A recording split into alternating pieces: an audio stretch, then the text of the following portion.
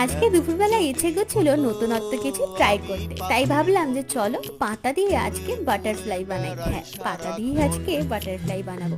সবার প্রথমে কালারগুলো দেখিয়ে দিলাম আমার কি কি কালার লাগছে। প্রথমে লাগছে লেমন ইয়েলো, গ্রিন, ব্লু আর হোয়াইট। আর এখানে দেখতে পেলে সবার প্রথমে বাটারফ্লাইটা আমি কিন্তু হাফ ড্র করে নিয়েছি। এরপর পাতার উপরে লেমন ইয়েলো কালারটা আমি অ্যাপ্লাই করে নিলাম, তারপর গ্রিন, তারপর হচ্ছে ব্লু, আর তার উপর থেকে একটুখানি হোয়াইটও অ্যাপ্লাই করেছিলাম। আর এখানে আমি জবা ফুল গাছের পাতা কিন্তু নিয়েছি। তারপর পাতাটা বাটারফ্লাইয়ের পাখার পজিশন মতন সেট করে বসিয়ে দিলাম। কিছুক্ষণ রেখে পাতাগুলো কিন্তু আলতো হাতে তুলে নিয়েছি। আর এই পাতাগুলো তোলবার পর দেখে আমি নিজেই কিন্তু অবাক হয়ে গেছি। আর মিডল পোর্শনটা দেখো ব্ল্যাক কালারটা করে নিচ্ছি।